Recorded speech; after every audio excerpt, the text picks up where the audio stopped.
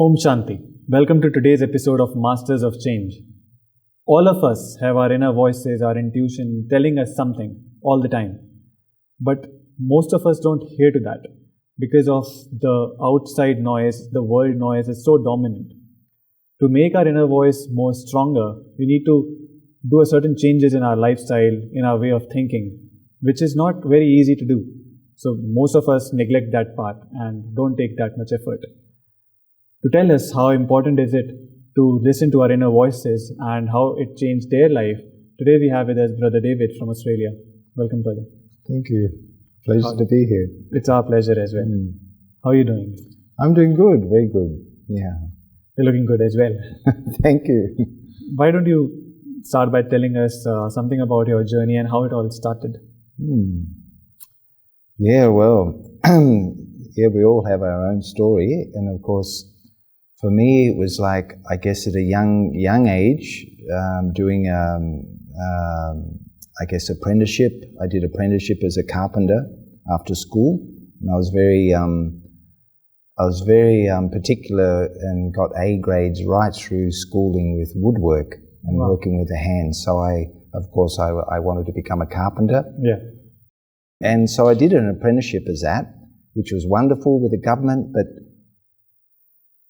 after that 4 years, I was really inspired to explore. Like I had this real feeling to travel around and like a working holiday around Australia.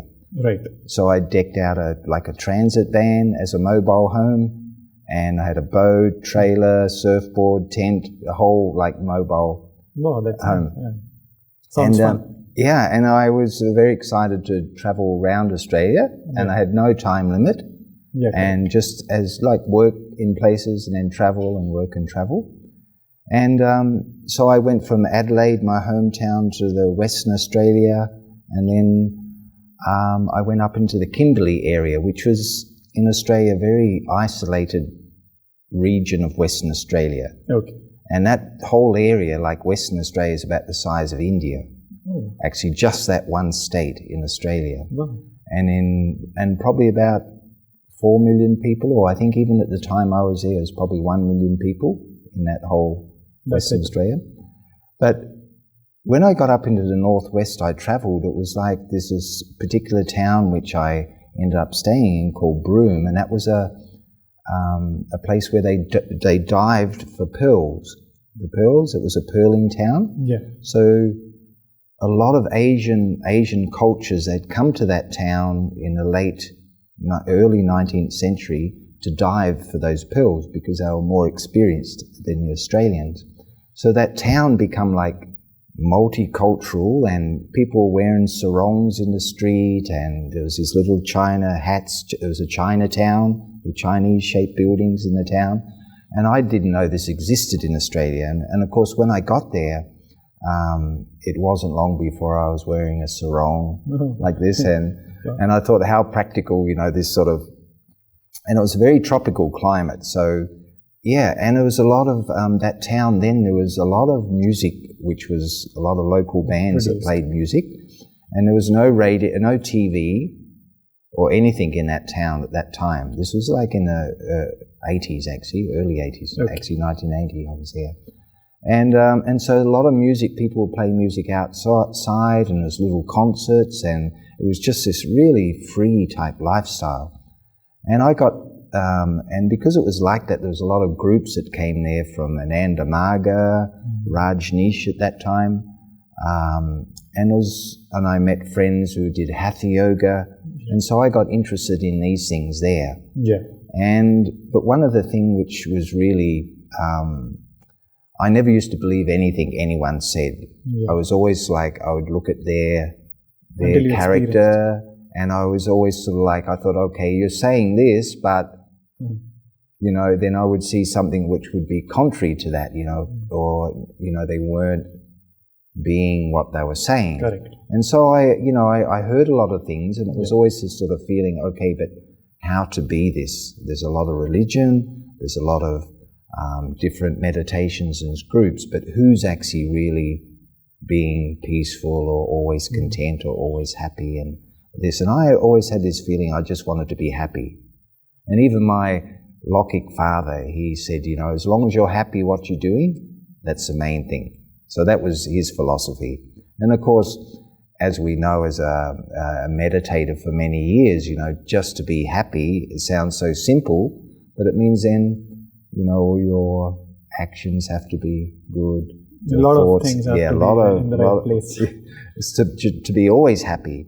But it was always this sort of feeling, I wanted to go up into the Kimberley area, which was a part where very few people had been actually before. It was very isolated, very difficult to get to.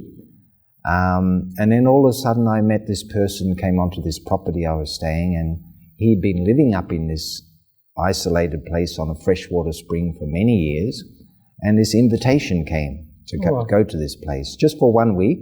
There was a boat going up and the boat coming back after 1 week. And so I thought, wow, I was having the thought of that. Yeah. And then all of a sudden this invitation came.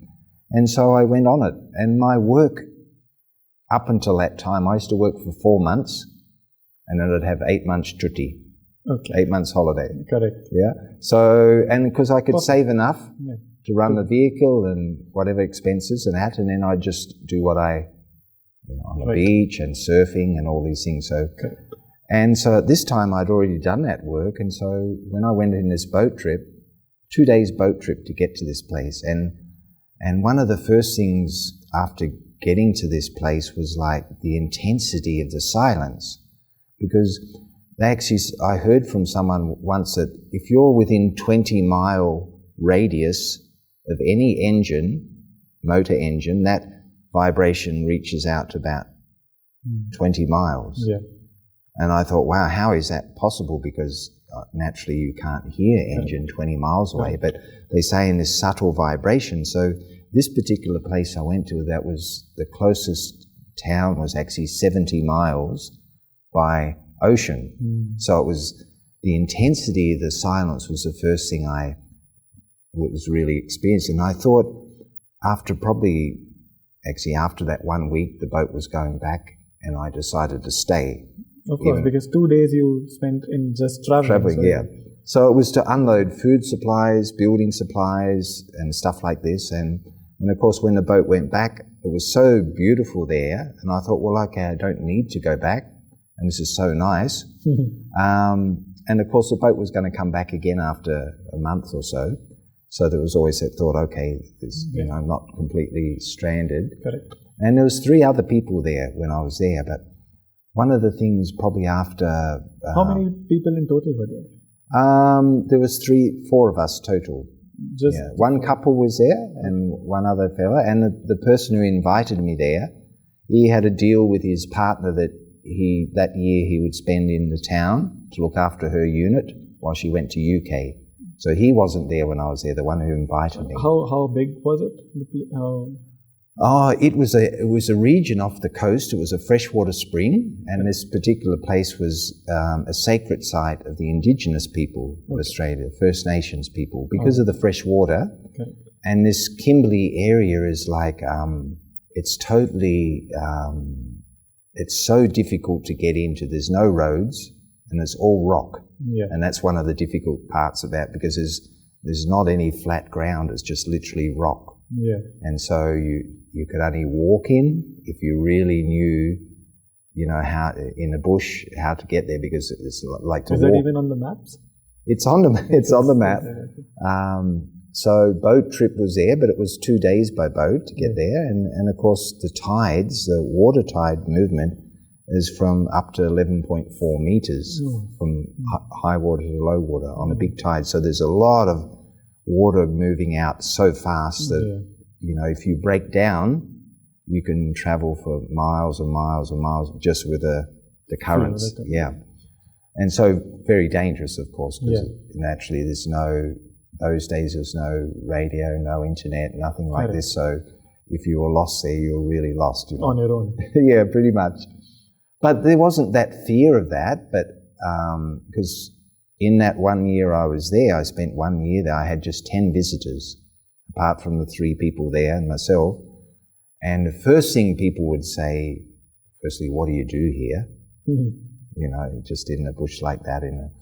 And then they would say, what happens if something happens? You know, if you get bitten by a snake or accident, it's 2 days to town, and you could only do that trip twice a month on the right tides to go into the village. But I didn't entertain that thought. I had a little, not even a medical kit, a little bottle of mercurochrome, which was like if you got cuts or grazes, you put on, you know, like an antiseptic. And that's all I used while I was there in that time too. But yeah, coming back to this silence, it's like I was really feeling there was some intelligence or some being in this space of silence. And it was almost like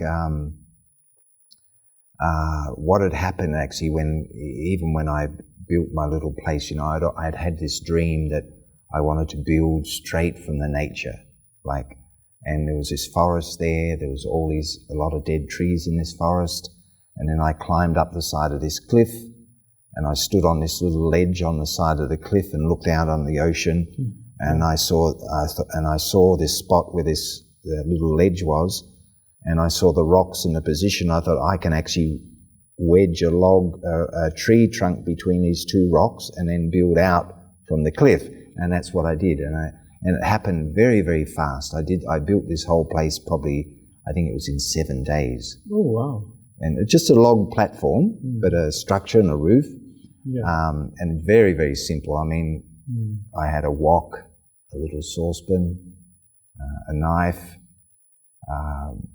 It was very, very, very basic. You made use of all the resources that you had. Yeah, and of course I didn't wear clothes for that 1 year. It was a hot climate, so there was no need for clothes. Of course, you had to deal with the elements and the mosquitoes sometimes, and there's a lot of wild animals, and they used to come in the house and move out of the house, but it was almost a feeling living with the nature. Really with the nature, and one of the things with that is like you learn to adjust, and you get to know all the cycles of the other animals that are in that space, you know, because some come out at night, some are not, you know, out in the day.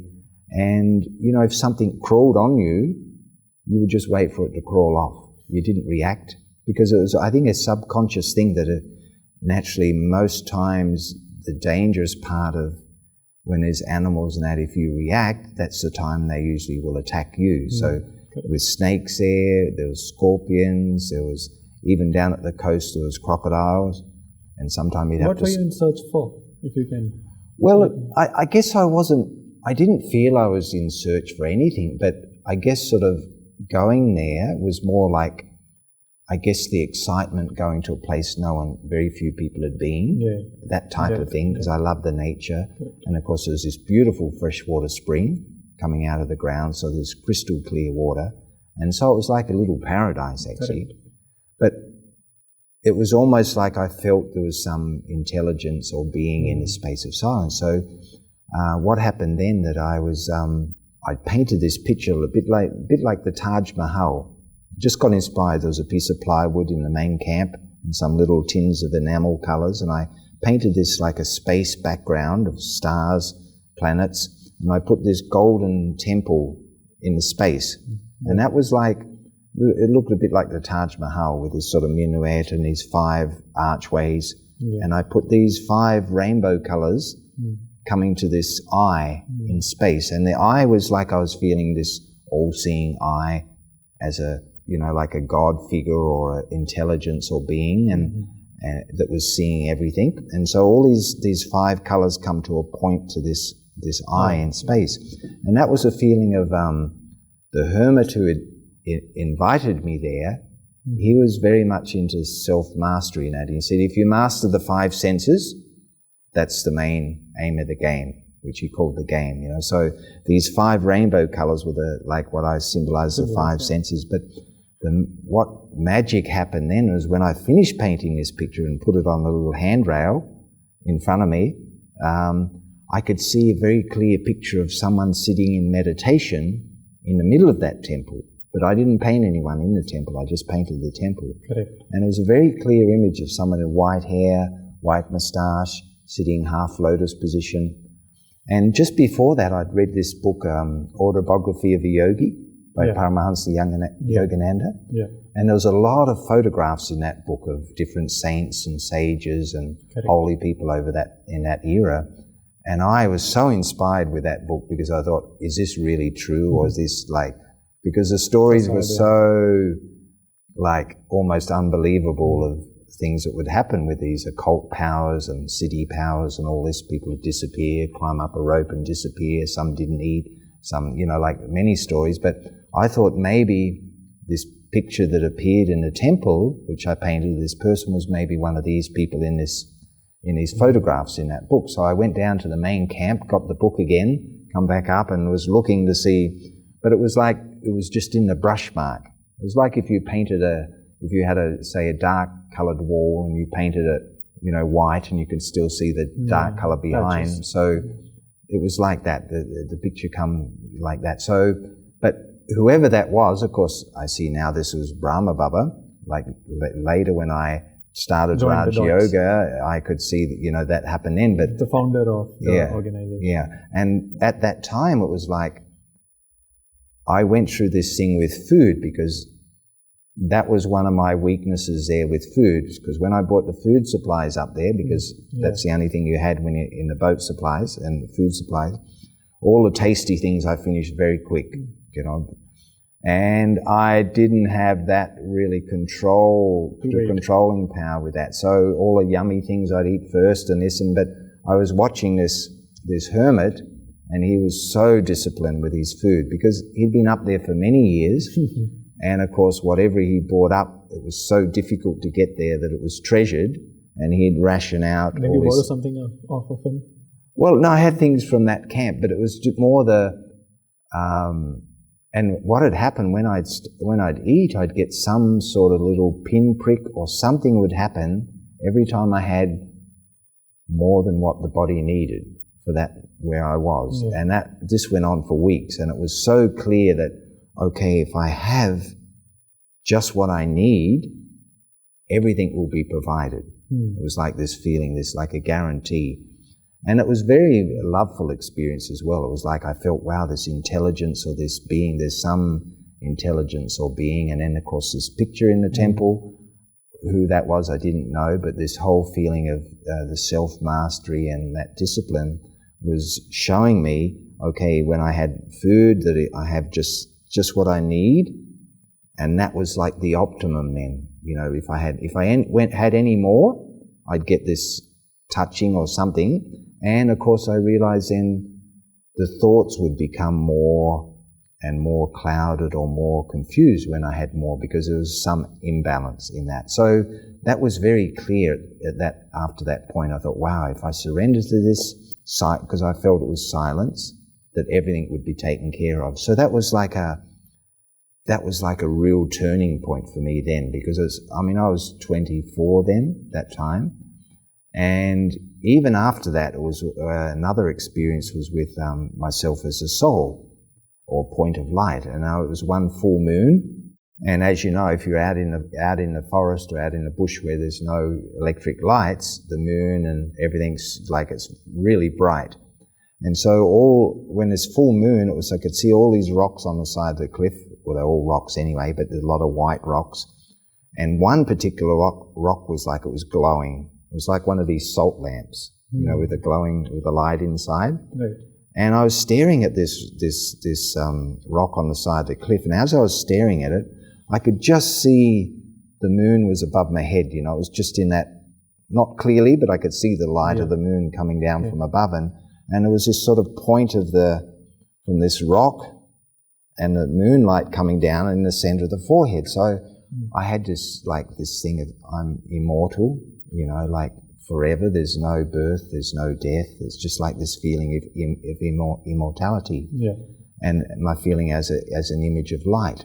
Correct. And I got so inspired by this. The next day I climbed up the cliff to this rock, and I thought there was some magic with this rock, but when I got to this rock, it was a very flat face, and it was a 45-degree angle to where I was on the other side of the valley. So it was reflecting, must have been just in that spot where it reflected the moonlight. Yeah.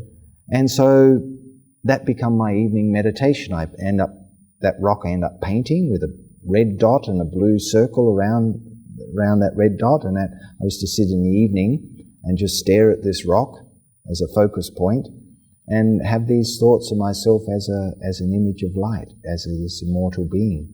And this went on for some time, and then after probably about 9-10 months, I was thinking, this is great, but how to be amongst people and have this same state? Because there was... Correct. And you can't stay all your life there.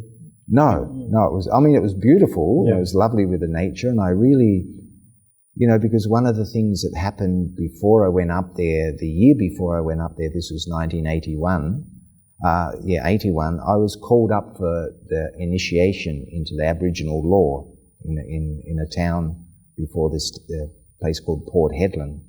And that was like an experience it was very scary at the time, but the tribal elders of the indigenous people, they send out the astral body, the spirit, and they find which souls are ready to go into initiation into their spiritual law. And some people can see these, they're like an astral body. And I was in an Aboriginal's house at the time, and I had the experience of this like presence come into me, this astral body, and like this heavy weight, and it scared me because I'd never had that before. And then it moved out, then it moved in, and I sat up. It was pitch black in the night. And the next morning when I spoke to this Aboriginal girl that was there, my experience, she saw this goanna on the back doorstep in the morning. Goanna's an Australian lizard, big lizard, and that symbolised the spirit. And she connected that with the timing of the year where the tribal elders would send out the spirit to look for young boys ready for initiation. Yeah. And so she said to me, "You've been called up for initiation." Right. And I thought first, well, I'm not Aboriginal internally. But then that next year when I got this invitation to this place, not knowing then, but this place was a sacred site of the Aboriginal people because of the fresh water. And part of their initiation of this is to go into the bush or into the forest and live there for a length of time, and how you handle that and experience that with the nature and all the elements and all that, because a lot of people would be really challenging, like with all the insects and all just the things you have to deal with in the nature like that. But I sort of loved it, that whole year was just like a magic, to be with it, how to adjust with the animals and harmonize with them and like the respect for them and the nature. And even when I cleared some of the forest to get down to the beautiful like waterhole where this fresh water waterfalls were coming into this waterhole, even if I cleared more of the foliage and greenery than I needed to, that was even a feeling of like a violation of the nature, like it was all on this basis of what I needed. Like the same feeling you had when you had a little bit of food. Yeah, the same thing there. Yeah. So it was a real feeling, okay, this, and of course, when I eventually got back into the town, I went to the government and I said to them, because in Australia we get unemployment benefits. If you don't have a job, the government will give you money until you get a job. So I went into them very honestly. I said to them, listen, I'm not interested in carpentry. I want to learn to spray painting, because I wanted to paint this image of light which I experienced. And the airbrush was one instrument which you could create very rendered backgrounds, very subtle, and so I went for that, the airbrush. So I sent down to the nearest city, which was Perth, which was 1,500 miles away, and I got an airbrush sent up and a little compressor, and I started painting my experience of this 1 year. Yeah. And I painted this image of light, a big 8-pointed star, and right at that time, and of course the government, when I went into the government, going back to that, I said, I'm not interested in carpentry. Can I still get these benefits if I learn and teach myself this spray painting? And they said yes, which was like unheard of really, even in those times. So I was able to be in this place, and I ended up building on this very beautiful property along the beach of this little town. And every fortnight I would go into the village, buy some art supplies and some food, and go back out to this camp. And I had that freedom just to paint my experience without having to hide or pretend I'm looking for work or anything with the government. So for a year and a half I did that. And then one BK, Brahma Kumar, who used to visit that village every festival time, which was around the Raksha Bandhan time in India, where they have the festival Rakhi on that full moon. That was the full moon. They have this festival of the Pearl, and it's a big festival in that town. It used to go from 4,000 or 5,000 people, local people, up to 25,000 in those days. So it was like a big story there. So, and they'd asked me to put some pictures in this exhibition. Correct. Local artists could do. And so I had about 6-7 pictures I had painted, and one of them was this point of light, which was my favorite. It was on the edge of the earth. Like, you know, when you see sometimes these photos of the sun coming from behind the earth from space, you know, when you sort of, the edge is silhouette of the edge of the earth and the star and the sun just comes through and there's this big, like, rays of light that come across. So I had a picture like this, and that was a symbol of this, what I experienced. And then this BK just happened to visit this property I was staying on, and he saw this picture, and he said to me straight away, he said, "Do you know what you're painting?" And then I started sharing my experience of this light, and he said, "Yeah, this is a picture of Atma, soul." He said it's a point of light energy, and said Supreme Soul, Paramatma, Parampita is also this point of light. And I was sharing more of my experience, and then as he was sharing this knowledge, I realized those first two things are what I experienced up in the Kimberley. Wow. And so, and one of the things I was doing at that time too, because this place is a really hot place, like extremely hot. For example, the town of 5,000 people, when it would come to monsoon time, summer and monsoon, half of that population would go south because it was intense heat, you know, in the mid-40s all the time in summer. So my favorite time painting was through maybe from midnight through to sunrise. That was sort of like the coolest time, you know. So, and of course, when this was mentioned, the meditation and Amrit Vela and the early morning meditation, I used to just stop for 45 minutes. And I used to put a thumbtack, a chrome thumbtack on the timber work, and a book in front of me with a candle in front of the book.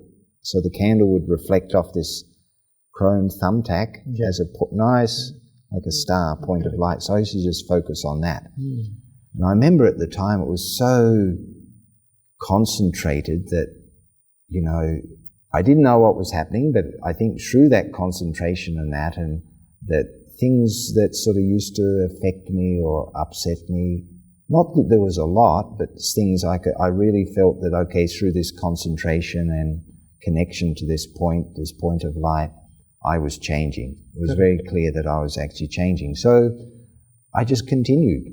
I continued with that, you know. So, and it was almost like that was my, you know, I realized, wow, that's, you know, without any knowledge. And even the person who gave me the course, he was not a Paka BK. He said to me straight, I'm not Paka, because he's still like, you know, in India, the sadhus and sannyasis like the chillam.